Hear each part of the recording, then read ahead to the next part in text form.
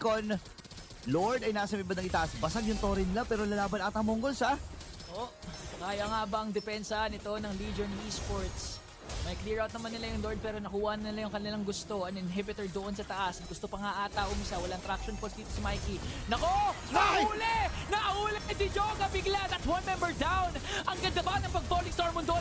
Apat na kanya nahuli doon pero kumakiyaw with the bravest fighter. Wala na silang Tori sa gitna. May awang natutumba. Nakalipad pa. Blaine magaganap. Si Daylan nakapag-free dito. Si Momo ang kanyang target. Mo the tides are turning for Legion Esports fans. Dalawa ang kanilang nabigyan. Daylight buhay pa rin naman. Pero mukhang mabibigyan dito ni Mikey. Pumasok! Knock-flicker in! Pero sumasagot na naman si Cramdon. Pero kaso lang yung DPS. Masyado masakit. Bandang ibaba, kalahati na yung buhay ng Lord. Mayroon na ata silang ideya. Si Joga ngayon ay sisilip na rin.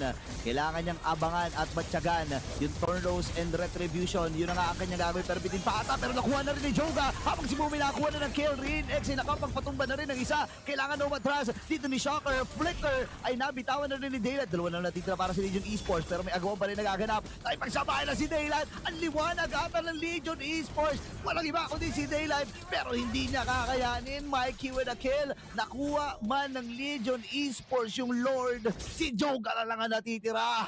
Mag-isa na lamang si Joga laban sa lakas ng 5. Full man push doon sa bottom lane. Nag-spawn yung mga minions pero eventually may clear out din na enough pa yung delay pero an unstoppable kill from Rin XK.